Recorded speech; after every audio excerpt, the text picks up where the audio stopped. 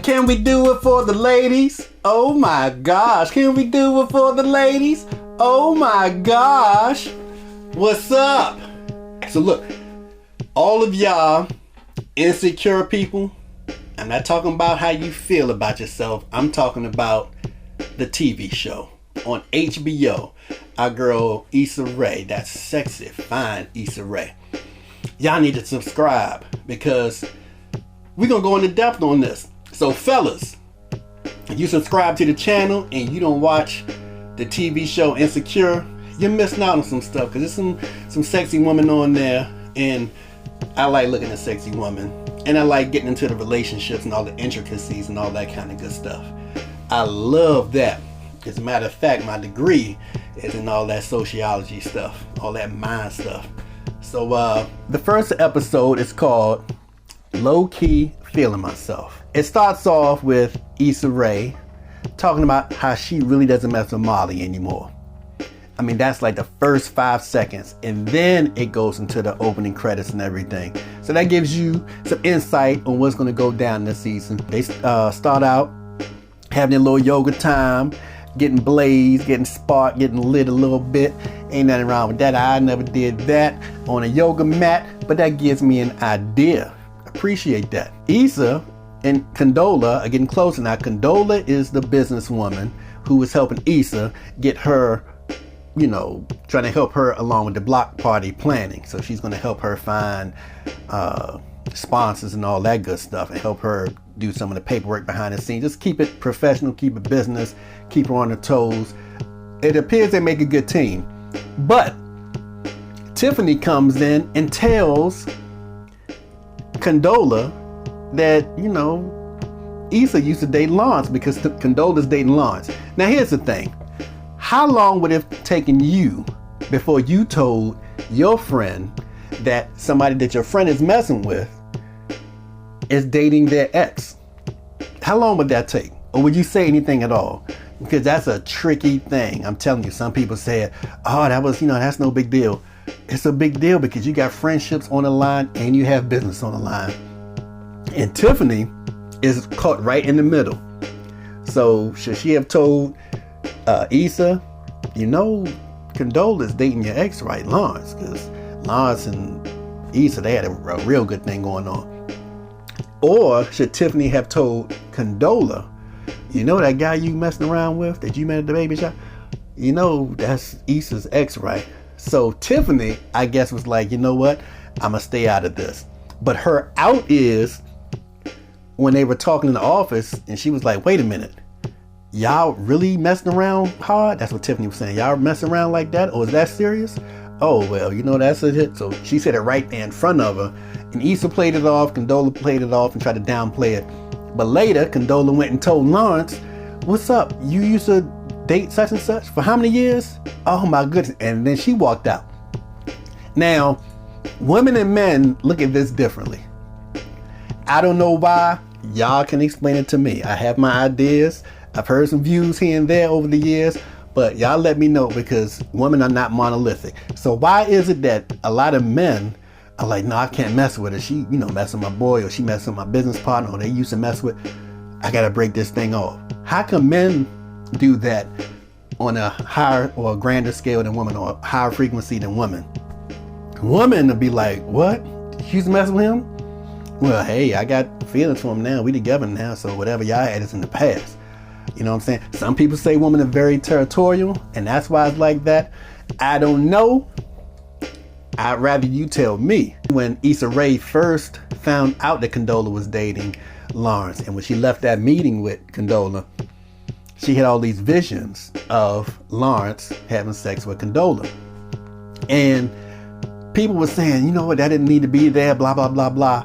But what was important about that scene was Issa Rae pictured Condola being everything that Issa wasn't. So in the episode, Issa Rae was, or Issa went to the store and returned some clothes that she wore but act like she didn't wear, and exchanged them and got some new clothes or whatever, or money, I don't know. But she was being cheap. Money was tight, so she was faking. going out there buying things, wearing it, sweating it up, returning it. Hopefully she wasn't sweating it up. But Condola's the opposite. So when Lawrence was having sex with Condola, in Issa's mind, he was admiring things about her. He was saying, yeah, you be buying clothes, you be popping tags. Basically saying you not cheap, you ain't got it hard, you nice, you sweet, you got everything on lock, you not like Issa. You know what I'm saying? So Issa was being insecure. So that's what that scene was for. She couldn't just come out and say I'm insecure. So you gotta really look into things. Meanwhile, Molly, let's get to Molly. Molly is with the Asian dude Andrew, you know, F buddies. On the drive to the get together, little business gathering, he tells her that he's really dating other people too. You know what I'm saying? Because they're just dating. There's no commitment. There's nothing there. And Molly said it like that. That's how Molly set things up. And then she asked him in the car going over there, hey, so you dating other people? And he's like, yeah. She's like, what? Now all this time she was like, I don't really mess with him like that. We just going out. We just going out and dates and all this kind of stuff. I ain't. And then she gets, catches feelings when she finds out that he's messing with somebody else. Maybe she caught feelings slightly before when they were bowling. Who knows? But now she got an attitude because, the feelings are mutual. You know what I'm saying? She's on her own on this one because the homeboy out there doing this thing. And I understand because her hair and that wig, you can see the little wig or the pieces and everything, like her hair sticks up in the air.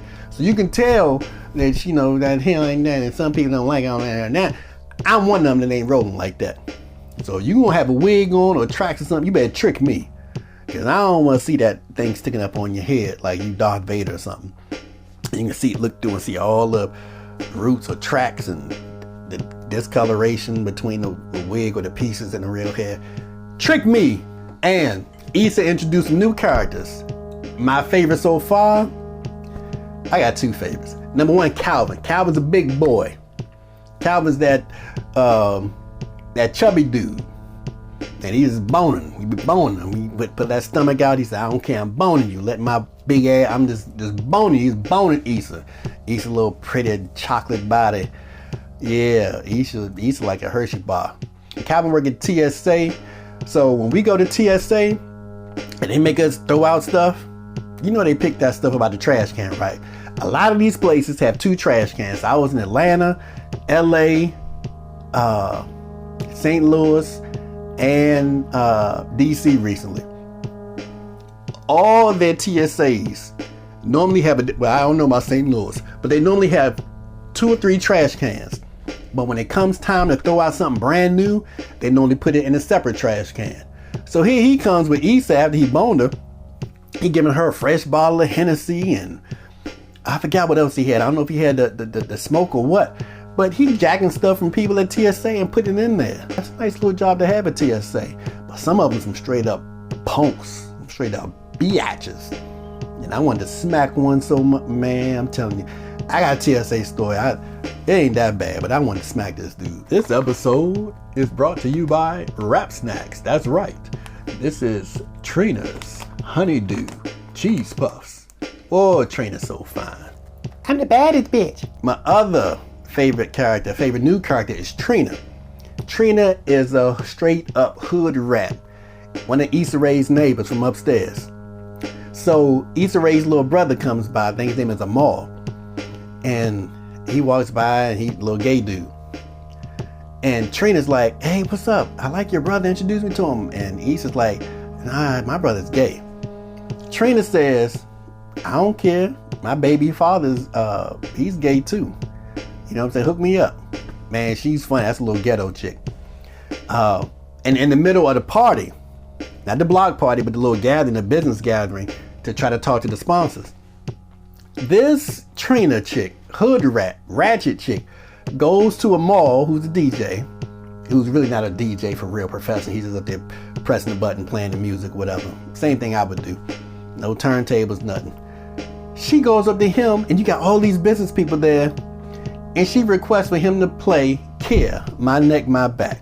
So while Issa and Condola are out here smoozing, trying to get these sponsors to put the money up, you hear all the ladies pop your pussy like this, shake your body, don't stop. I'm like, oh, she played it like that.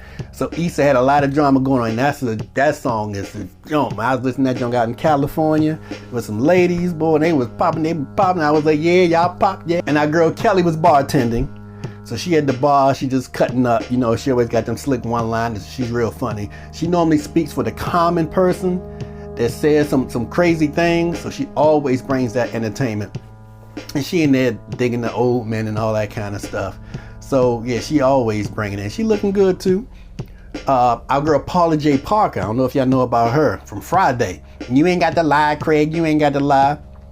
She's in here. Her name is Cheryl. She's a big money donor.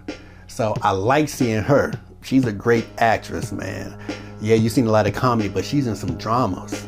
On the low, y'all check out some of these dramas, Ray Donovan or whatever. There's another one, I can't remember the name of it. So, Issa and Condola were very awkward at this business gathering at Issa Rae's apartment. Very awkward. They were out of sync, and it's clearly not about business. It was the Lawrence issue. You're dating my ex. Oh, you used to date my ex. They had that going on. So they were trying to downplay that and still communicate to the business people, but it was clearly bothering them. So toward the end of the part, I ain't gonna say toward the end, but after a while, things were getting too crazy, and Issa just came out and gave a speech, sort of got everybody back on the same page, and sold to some people more than she sold to them before she got on the microphone, because one-on-one she was having issues communicating with people. And that's real important, because it's hard selling if you're not a seller. Some people are natural born sellers. If you want a skill, a priceless skill, be a seller. If you have real great selling skills, you should be making some money. So Issa ends up getting some money from a couple of sponsors, including Paula J. Parker. And then her and Molly have a talk. Now, Molly did something kind of messed up, real messed up. She drove Andrew to the party, and then she told him that she's not going to drive him home. She said, I'm just going to stay here and chill. She ain't come out and say, I don't want to drive you home. I'm mad because we ain't exclusive, and I'm mad that you're dating other people. She ain't say that. She said, I don't really feel like, driving home. I'm tired, you know what I'm saying? So Andrew called an Uber. Man, let me tell you something. If a woman did that to me, if we boning, it depends on if we boning or not, or if I really wanted to bone her or have sex with her. If I wanted to, or I currently, or I was at that moment, I may put up with the Uber thing. If the loving was good, I may put up with that. But if she was somebody I was like, you know what, I ain't messing with her no more. Don't even call me, lose my number, delete. Or if you call, it's like, hey, what's up? Hey, how you doing? Oh, no, I'm real busy. I'll talk to you later, whatever. You don't do stuff like that. You got to woman up. For real. Get that man that's drive home. Or you call an Uber for him or something. Don't just leave him hanging like that, man. That's messed up. But on the other end of the spectrum, she's a good friend because she was the last one at the party, which means she was helping Issa Rae clean up. So that's a true friend. So I still want to know where this rift is going to come from. The guy Calvin, who was boning Issa Rae in the beginning, who's a TSA agent, he was acting as security. So he was doing some funny lines. He was telling people, or acting like he was TSA when people were about to enter. He was yelling out things, you know what I'm saying, like being a hype person for Issa Rae and for the party. So he was supportive, and he was doing everything for free, and he was in uniform. So it's going to be interesting at how he continues to be a character. And Condola and Lawrence. So Lawrence didn't come to the business gathering, and Condola had an issue with him. When she found out, she talked to him, and then she rolled out on him. But at the end of the night, she came back to him, and she just attacked him and started kissing all over him, and they got busy, and that's how everything closed out. But also, a lot of people were saying some criticisms. Oh, the show wasn't that good. I'm gonna stop watching it. I'm like, look, it's the first episode. Give it a chance, because the show isn't about brain surgery. It's not a straight drama. It's a real life show. It's like a Living Single, but with more drama and some raw comedy. The comedy is much more raw than a Living Single. And it's just something to watch, enjoy, and you learn things.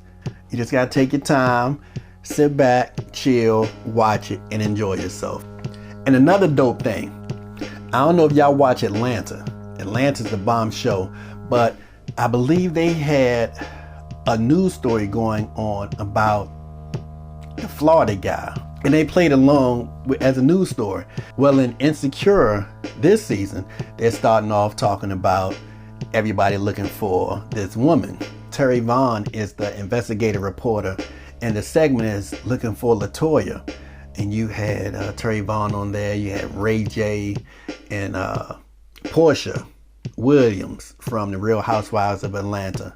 So that's a great way for any celebrity or anybody to be incorporated into Insecure without being incorporated into the storyline as a character. So it's gonna be dope to see what happens with that as a little side piece of entertainment. So I'm looking forward to watching it. It kept me entertained. The dialogue kept me entertained.